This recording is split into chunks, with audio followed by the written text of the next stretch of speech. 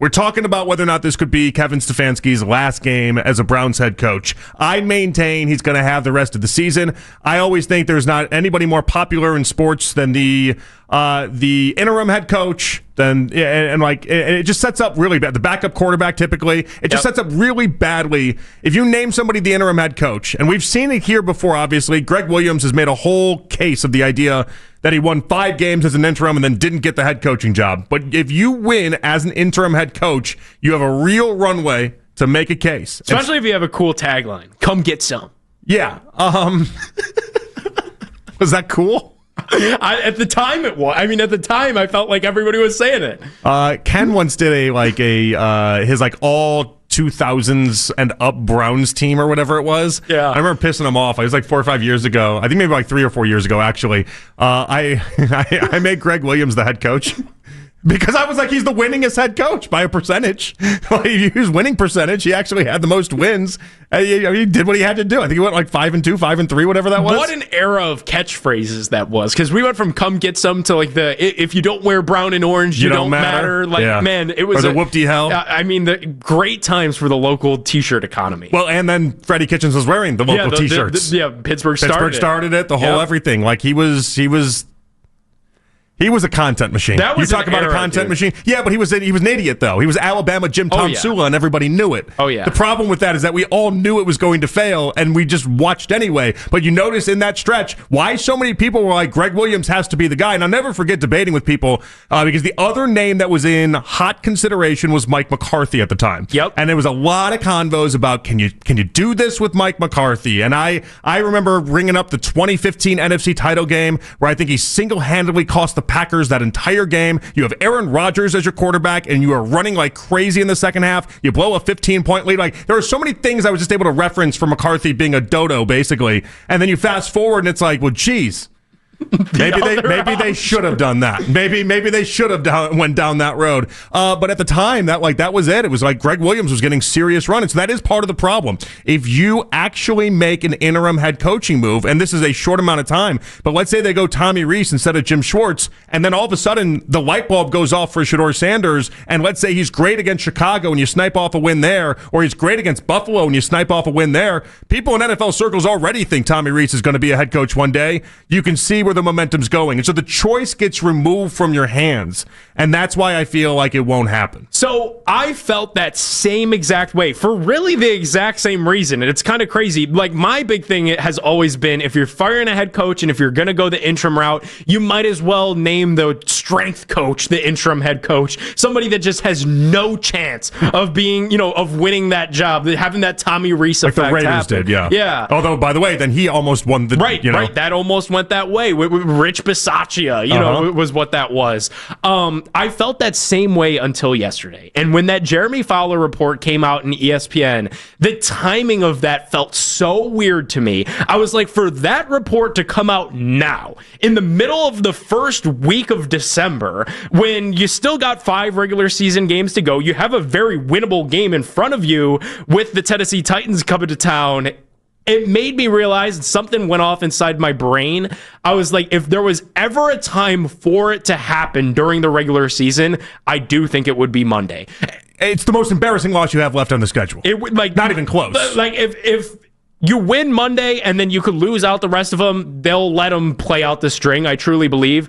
But like, with everything that went into Wyatt Teller's benching. Now I've got Bubba Ventrone saying that I don't have enough talent on the roster and that they're standing by Gage Larvidan for kickoff, despite the fact that he muffed 2 of punts. Like, all of this culminates into, man, if Sunday goes south, like, that could be it. So there is the other side of this, too, is that he's still, and there's a part of my brain, and I'm putting this at like a 5 to 10% chance that Stefanski is just doing the bidding of what they want in the front office, and he is executing the plan, right? And the plan being win as few amount of games as you possibly can, and we're going to try to set this thing up. Again, I almost had Nick in what I think might have been close to a checkmate as we get on these conversations when talking about, like, all right, well, why would Stefanski go along with the bid, and what evidence do you have is essentially the conversation. And it's like, well, think about it. 10-8 game last week. You're close at the half. It's a 2-point game. Yep. And then what do the Browns end up doing? You go for 4th and 1 on the 30-yard line with a rookie tight end in a play that was hurried from the beginning. Like, all these things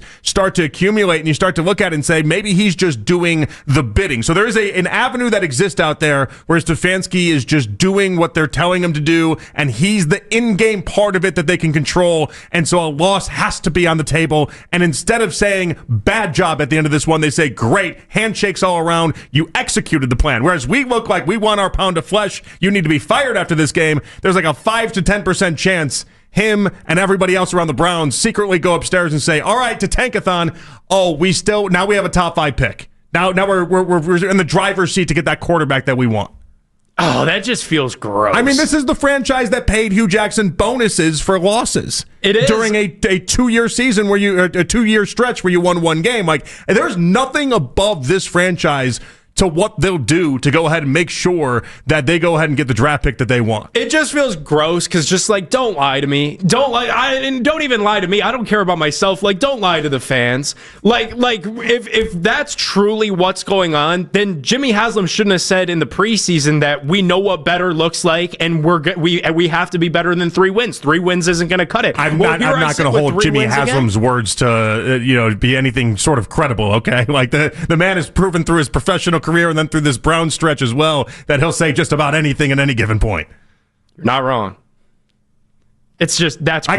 I can tell it's like sitting into you right now. You're like having this realization that there is a tiny chance that is what's happening. And if that is the case, that's sad. The other part of this, though, and probably the more likely side of this, is what you're alluding to. The idea that they are trying to win these games and they are just a bunch of dodos and not able to pull it off. And if that is the case, then yes, I think everything has to be on the table. Do I think it's going to happen, though, Nick? That's where I'd say no. 216-474 to below 92. I think Stefanski gets the rest of the season. Nick's saying it's 100% on the table that on Monday, if they lose this game, we are talking about Stefanski being fired. And the Jeremy Fowler report being at the heart of that one. Is this the type of game that a loss does, in fact, get people fired? And really the ramifications of what a disastrous loss, I guess depending how you look at it, a disastrous loss for Kevin Stefanski and the Browns this weekend if it does happen. I think it would, and dude, I still think that this would be a disastrous loss. Like, for all the mock drafters that are out there that want to have that top 5 pick locked up, like, haven't we lived through that so many different times, and it's gotten us nowhere? Like, it's gotten us right back to the same exact position. So, like, when the Browns kick off that football Sunday, 1 o'clock, hopefully it's not another special teams penalty first and foremost, but when they do, like, I'm going to be hoping that they win that game. Like, I want to see the Browns win. I don't care. Like, I've sat through enough losing that you could find your quarterback whenever. And that's not to say that having a first-round quarterback doesn't matter, and if Fernando Mendoza has a good game against Ohio State, of course I'm going to want him. But, like, dude, we've done this game so many times, and it's just gotten us nowhere. So I tend to think if you have somebody that's truly special, then because Nick has kind of gotten me off of this ledge where I used to always believe in going for draft position and trying to get the best draft position you possibly can. I do think there's something in the idea that a losing culture kind of seeps in, and once you start losing, it's very hard to understand how to win again. I buy into that, but I do think like if there was what was perceived to be, at least when it was, whatever Peyton Manning you considered him to be, Andrew Luck, Trevor Lawrence, Joe Burrow, those type of quarterbacks, then when the perception they had when they were the number 1 overall pick, right? I'd be rooting a little bit differently. But I don't think Mendoza's that guy. And I don't even know with certainty that Dante Moore is going to be coming out in this draft. Right. So for me, obviously, I'm rooting for blood. Obviously, I want Shador to do well as the other side of this too. And so there's kind of a couple things that we're rooting for at hand. I want the Browns to win just because I always want the Browns to win, but I also want Shador to look good in the process. But you have to do special work if you're Stefanski to pull off a loss this week. And I'm talking real special stuff because the Titans are just that bad. Do you? Their punt returner averages 22 yards per game. That means against the Browns, you could multiply that by 4, and you're looking at 88 yards coming up on Sunday. So, like, I don't know that it is going to take special work for the Browns to lose. I find myself nervous about this game. Special work of ineptitude is what I mean. I know. Am I making that clear? Okay. I'm nervous about this game. Wait, so you think like if they were just straight up, if the Browns play like their A game, they're losing this game? Because that's not even close to possible in my mind. The Browns defensively, I think, will make Cam Ward's Cam Ward has been the most pressured quarterback in the NFL this year. He's been the most sacked quarterback in the NFL this year as well. Like, he'll be on the ground a ton. These drives for the Titans offense is going to be 3, 4, 5 plays long, and that's it. I don't know how they score, Nick. Special teams. Defensive scores. We saw middle of the pack. We saw the Jets game, so I can't discount or discredit and that's my the fear. idea that anything can happen. But that's why I talk about something special happening. Like we can't, like if you're going to rely on 2 special teams touchdowns to happen again, I think that falls under the bucket of something special happening. Yeah, it would be something special if that did happen, or unspecial, I guess. In if you're describing the Browns special teams, the Browns can play their D- game in this one, and I think you still end up with a win. Like, well, we can see all sorts of mistakes. We can see penalties. We can see ineptitude. I'm not joking when I say this. I think the Titans might be the worst NFL team I've seen in the previous half decade of football. That's how bad this Titans team is. Not only are they bad, they're also really not playing for anything outside of draft position. I just look at this, I'm like, man, injury report came down. Mason Graham questionable now. I already know I'm not going to have Malik Collins, so that defensive line might not be as ferocious as it is. And, like, that is the recipe for the Browns to win games. I think that's something that we can both agree on is, like, the recipe for the Browns in this current iteration to win games is try to sack the quarterback 10 times and to win a 3-0 game. But that's how they play. It's still impressive if they lose. In many ways, like impressive in a bad way, if they lose. And I think that's why, like you said, they can get fired. Stefanski can get fired after this one. I think part of that conversation is because of the belief that you're not supposed to lose this game. Well, also, too, like, like the transit of power is that, like, if you lose to the worst team in the National Football League, then by proxy, you are the worst team in the National Football League. I just look at record, really, is all I need. But if you want to go, I mean, we break this stuff down for the best team. The best team is not always the team with the best record. Right. Your eyeballs tell you this is not the worst team in the NFL, though. No, because of the defense can't let you be the worst. When we have a championship caliber defense, you can't be the worst team in the NFL. And the Titans definitely do not. The Titans have like maybe 5 or 6 players in total that probably even belong in the National Football League on our roster. They're next level's bad. They're really bad, but that's what makes me all the more nervous about this. I just think it's what makes it inexcusable if you lose. That's all that is to me. Well, definitely. That's why we were talking about getting fired or something. Like if you lose to the Bills or you lose to the Bears, nobody's even shrugging their shoulders. That's the expectation. That's exactly what I said prior to the Jets game. Was it not? Like, I was like, here's a Jets team that just sold 3 first-round picks worth of their best players going into that game when they got a first-round pick for Quinnen Williams and 2 first-round picks from Sauce Gardner. I was like, this is a game, if there was ever going to be one, for Dylan Gabriel to look good, for this Browns offense to wake up. And not only did none of that happen, but they lost that game outright. Not only did none of that happen, but Dylan Gabriel mailed a ball over Malachi Corley's head so high, he couldn't even have caught it if he was Yao Ming. And in some respects, people were a little too premature on calling that for the Jets, were they not? Jets have won 3 out of their last 5. The Jets had a quarterback problem with Justin Fields. He's not their quarterback now. They had to figure that out. There's a lot of things that happened with that Jets team. I just think people were a little they're not a good team. Make no mistake about it. They're not a good team. But I think they were a little too premature in suggesting that they're on the level of what the Titans currently are. But I'm fascinated by the idea that you think that Stefanski could be fired for this one, because I just don't see it. I really don't. And I'm the guy, I'm rooting for him to be fired. I hope at the end of the season that it happens. They have just strung this thing out for so long at this point. It just feels like just go to the finish line with this, and then we can do the reset, and then we'll go through coaching searches, and we can go through coaching hiring, and we can do everything that we need to do. It feels like after this game, for this game to be the straw that breaks the camel's back, that's what would surprise me, because there's been like 12 different reasons that we can go to where if you were going to break, you would have already broke. I just look at this week, man, and I can't shake, like, the Wyatt Teller thing is weird, and I know you feel the same way about that. Like, of all players, you chose that player to have, like, almost what feels like a personal gripe with. Because if I'm benching anybody right now, like, if it's Nick Stefanski and I'm the coach on the sideline, like, I'm benching Jerry Jeudy first. You don't have to change your name for a hypothetical where you become the head coach, by the way. Okay, that's good to know for moving forward. I'll jot that down. You could just be Nick Padone on the sidelines. Like Jerry Jeudy, I'm benching him first. Buried in your waffle menu sheet. So I have that, and then like at the same, like the Bubba Ventrone thing was weird. If they lose this game, you can admit the fix is in that. That like Bubba Ventrone went up there, and he was like bulletproof. We'll talk about Bubba coming up later. Like Bubba, what? Like you bulletproof? Like I've got the support of the staff. I've got the support of the ownership. It's like, dude, why? It's just weird. Now, I feel weird. That's the thing. They've all had the support of the staff, almost as if they're doing out the bidding. And that's what they like the most about these guys. The puppet that Stefanski appears to be is kind of a feature in this front office, or for this front office. And they don't, like, it is, I agree with you, because, like, you clearly don't care that the stands are empty. You know, the threat of, just the sheer threat of putting Deshaun Watson back on the field when they opened that 21-day practice window, there were panic in the streets. You would think that that the boogeyman was roaming the streets of Cleveland just at the thought of Deshaun Watson potentially playing a game for this team ever again. All right, so there's another angle to this Stefanski conversation that I want to have with you, though, because this one I think is LOL funny, all right? Ken was on this morning, obviously, and he gave this twist to it all, and I want to get your reaction, and I want to stomp it down. Here we go.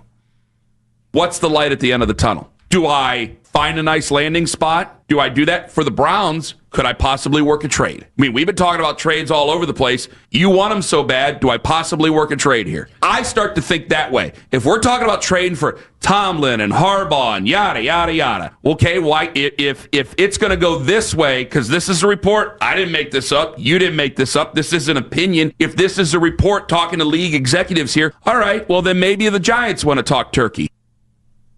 Nobody wants to talk turkey when it comes to Stefanski.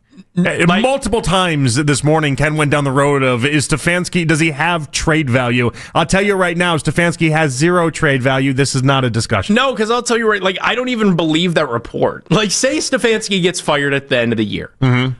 Do you think he's going to be a head coach next year? I don't. I think the market is so bad right now, I could see him landing somewhere. Now the debate is, does he land in somewhere like a Tennessee, where he's dead on arrival? Or is he able to land in somewhere like the Giants, where it's not dead on arrival, it's not set up as a cushy job, but you have something to work with? I could see either scenario actually happening. I don't believe in Stefanski, but Stefanski's going to get the Browns pass. It's a cousin of the Peterlin pass, oddly enough, Matt. The Peterlin pass. It's like a cousin of that. You get the Browns pass. In national circles, they look at you and say, well, you coach the Browns, and so what can we really do based off that information? I just, if you look at the last couple of head coaches that have been traded, it's been for, the tune of first-round picks. So, if my option is to give up first-round pick for Kevin Stefanski, or I just hire some offensive coordinator that I've never heard of prior to this year, I'm probably hiring the offensive coordinator that I've never Bobby heard Slow, it cost you nothing. Yeah, if I'm a franchise that's down that bad, I'm certainly not trading a draft pick for Kevin Stefanski. Now, maybe if I could trade a draft pick for one of these other guys that could be fun. If we're trading draft picks for a coach, there's other names that could be on the hot seat that I'd be more apt to trade a pick for than Kevin Stefanski. Yeah, I mean, I'm trading a pick for Tomlin before I trade a pick for Stefanski. I think even trading a pick for Tomlin's insane. It probably is, because you similar to the Stefanski thing, you could probably just pick him up off the crap. But that's kind of the point, though. If they're willing to trade to begin with anyway, then they're willing to part with the guy. Just wait it out. They're going to fire him. But also, if I'm not willing to trade picks for Tomlin, then in no world is anybody going to be willing to trade picks for Stefanski. No. Just because, I think that price has to start with a first-round pick when you're trading a coach in the National Football League. And a first-round pick is laughable in exchange for Stefanski. And that's what Stefanski should be thanking his lucky stars he's even in these conversations for a head coaching job to begin with anyway. Nonetheless, somebody trading for him. I don't buy any of it. No, I don't either. No, it's absolutely insane. What's that pitch? If you're that GM going to your owner, what's the pitch you give that says, we have to have Kevin Stefanski? Hey, here's a guy that won 2 Coach of the Years. Here's a guy that won some game with P.J. Walker time. That's really it, dude. You're going to be like, what, he's a quarterback whisperer? No, he's not. Wins a bunch of games? No, he doesn't. He's won 6 games in 2 years. What's the selling point? He's an adult. I'll say that. Yeah, he won't get in a fist fight with me. Like, if you got an aggressive GM, like, hey, he won't come in here and punch me in the nose. You know what? That might be the best selling point I can come up with, is that idea that if I'm a GM and I hire Stefanski, he'll do my bidding. He will be my court jester, and he'll stand to the side, and he'll laugh at my jokes, and then on Sundays, whether it comes down to game plans, whether it comes down to whatever, he'll do my bidding. Like, dude, that's what Daryl There's keeps value saying. in that. Daryl keeps repeating. Daryl doesn't think there's going to be a change, and he keeps repeating because he doesn't think that Kevin Stefanski and Andrew Berry are on drastically different pages, and that's usually when Jimmy Haslam makes his fires. Well, it's always easy to be on the same page with somebody if you just agree to everything that person says. Yep. Yes, that's a good idea. If Andrew Berry's writing the page and Stefanski's saying yes to everything that's on the page because he's a bobblehead, then you're never going to expect anything different.